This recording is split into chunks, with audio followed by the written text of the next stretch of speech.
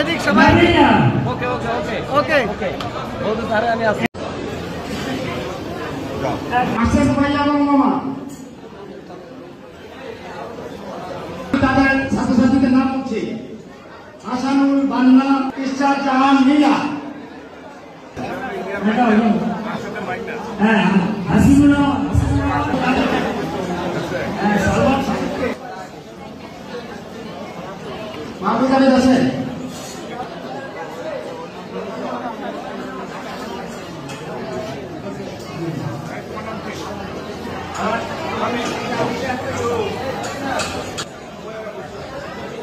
আয়েশা আয়েশা আয়েশা পিছনে গিয়ে যাও না যাও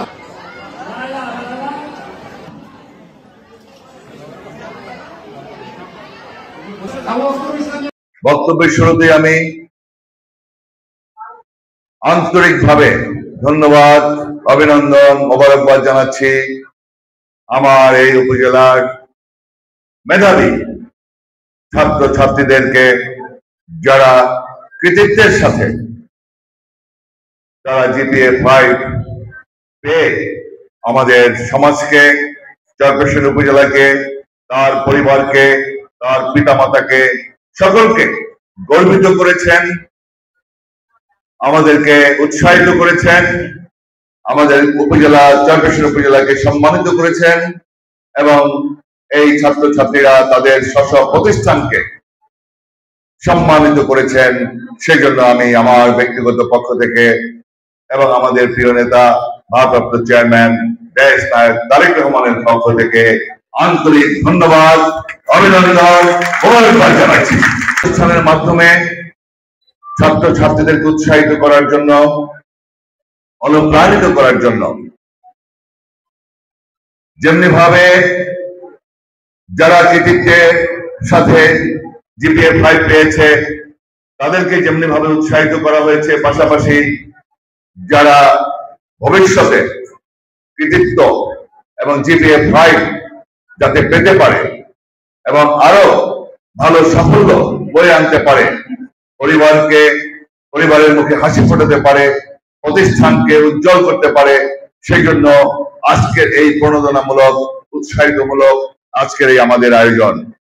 আজকের আয়োজনটি খুব ছোট আকারের হলেও এটার অনেক বিশ্লেষণ রয়েছে। এটার উদ্দেশ্য লক্ষ্য আমাদের আগামী দিনের ছাত্রছাত্রীরা উৎসাহিত হবে, অভিভাবকরা অনুপ্রাণিত হবে এবং প্রত্যেকটা শিক্ষক প্রধান শিক্ষক এবং প্রিন্সিপাল অধ্যাপক লেকচারার সকলেই অনুপ্রাণিত হবে। তারা স্ব প্রতিষ্ঠানকে আরো বেশি করে পাঠদান দিবে যাতে করে আমাদের তাদের স্ব প্রতিষ্ঠানে আরো শিক্ষার্থীরা কৃতিত্বের সাথে সাফল্য অর্জন করতে পারে। আপনারা জানেন 17টি বছর এদেশের শিক্ষা ব্যবস্থা ধ্বংস করে দিয়েছে আওয়ামী লীগ মাফিয়া সরকার। আমাদের ছাত্রছাত্রীদের ভবিষ্যৎ যেখানে উজ্জ্বল হওয়ার কথা সেখানে তারা নকলে সয়লাভ করে দিয়েছিল।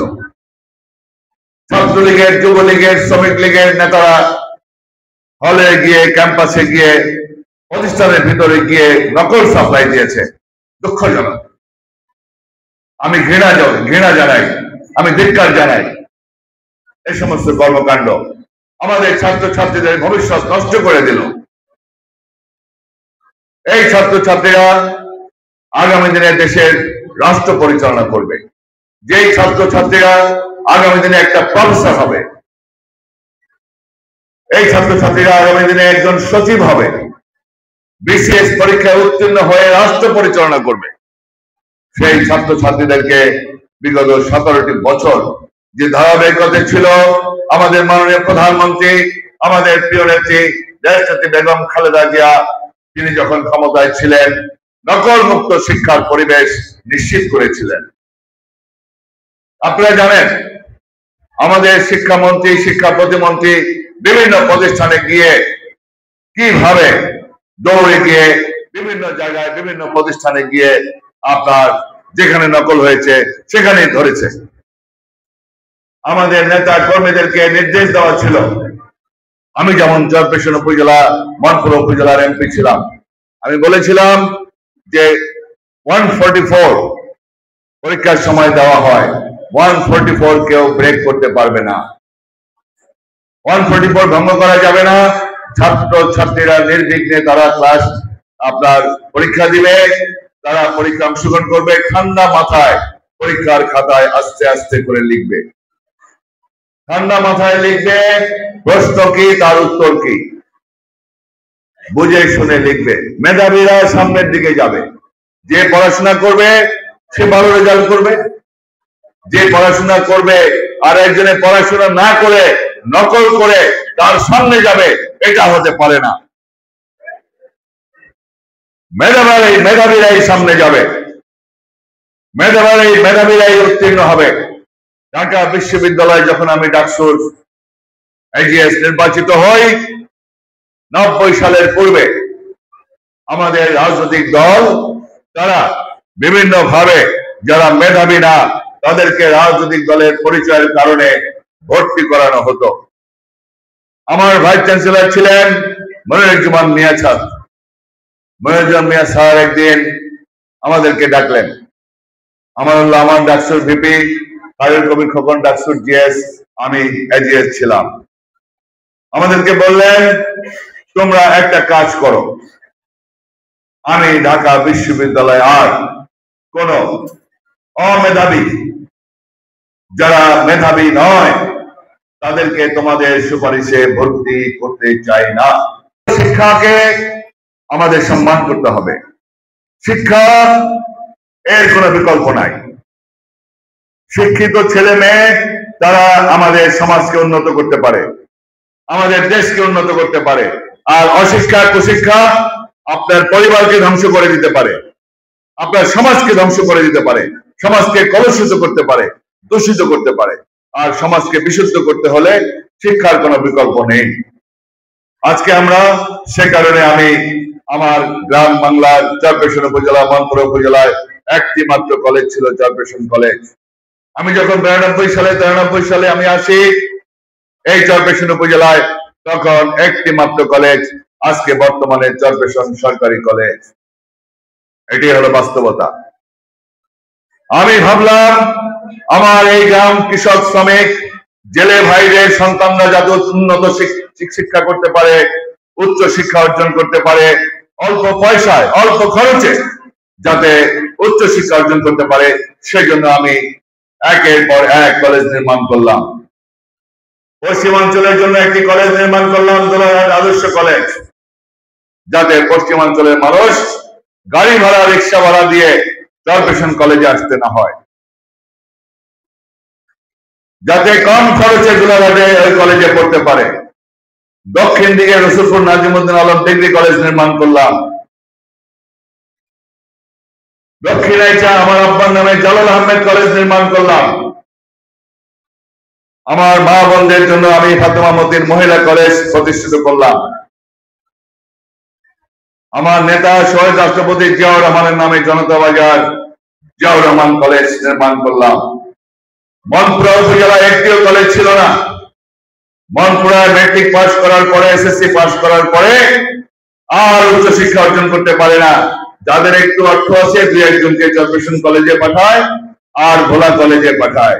আর গরিব মানুষ যারা কৃষক শ্রমিক মেহনতি মানুষের ছেলে মেয়েরা ইন্টারমিডিয়েট পড়তে পারে নাই, উচ্চ শিক্ষা অর্জন করতে পারে নাই, সেই দিক বিবেচনা রেখে আমি মনপুরা ডিগ্রি কলেজ প্রতিষ্ঠিত করি। আমি আমার মায়ের নামে মনোরম বেগম মহিলা কলেজ মনপুরাতে নির্মাণ করি।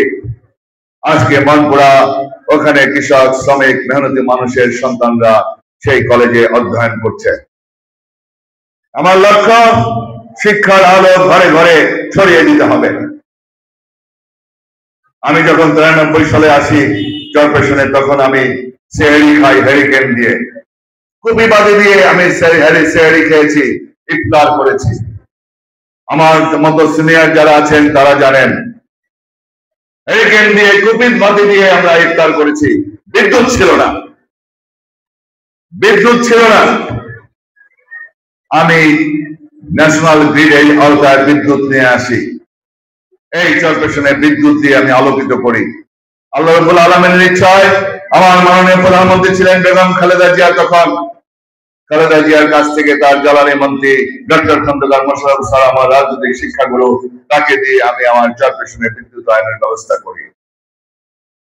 আপনারা হয়তো অনেকে ভুলে গেছেন, এখন বিদ্যুৎ পেয়ে আপনারা এখন ফ্রিজে ইলিশ মাছ রেখে আরামসে খান, আমাকে ভুলে গেছেন। আপনারা এখন কোরবানির গোশত রাখেন, রাইখা কালা ভুনা খান, আমাকে ভুলে গেছেন। বলেন নাই? এই বিদ্যুৎ কিভাবে আসছে বাস্তবতা জানতে হবে। এই চরপেশনে বিদ্যুতের মাধ্যমে, পল্লী বিদ্যুতের মাধ্যমে সকল ইউনিয়নে আমি বিদ্যুতের ব্যবস্থা করি। এই চরপেশন উপজেলার রাস্তা ছিল না, পৌরসভা শুধু পাকা ছিল, সকল রাস্তা কাঁচা ছিল।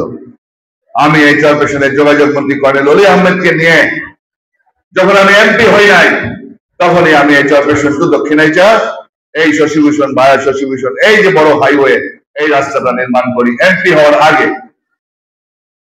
চরপেশন টু বেতুয়া রাস্তাটা, এটা এমপি হওয়ার আগে কর্নেল অলি আহমেদকে দিয়ে আমি এই সড়ক বিভাগের আওতায় এই দুটা রাস্তা, এই বড় রাস্তাটা আর বেতুয়া রাস্তাটা, এটা হলো সড়ক বিভাগ। আর বাকি রাস্তাগুলি করেছি এলজিআরডি ডিপার্টমেন্ট থেকে, স্থানীয় সরকার মন্ত্রণালয় থেকে। গজেরা থেকে ওসমানগঞ্জ শশীভূষণের রাস্তাটা এলজিআরডি থেকে আমি করেছি। চরপেশন টু দুলারহাট গোসেরহাট, এই রাস্তাটা আমি এলজিআরডি স্থানীয় সরকার থেকে করেছি। চরপেশন টু কেরামতগঞ্জ রাস্তা, চরপেশন টু হাজারীগঞ্জ রাস্তা, শশীভূষণ থেকে আপনার আঞ্জুরহাট হয়ে বাবুরহাটের রাস্তা আমার করা। জনতা বাজার থেকে ভুয়ারহাট রাস্তা আমার করা। কলমে ব্রিজ আমি নির্মাণ করেছি এমপি হওয়ার আগেই। মনপুরা মানুষ নদী পার হয় নৌকায় করে, মাঝে মাঝে নৌকা ডুবিতে মারা যায়, তাদের নিরাপত্তার জন্য আমি সিট রাইড চালু করেছি এমপি হওয়ার আগে। আমার সেই কর্মকাণ্ডে আপনারা উজ্জীবিত হয়ে আপনারা আমার উপর আস্থা রেখে বারবার আমাকে এমপি নির্বাচিত করেছেন।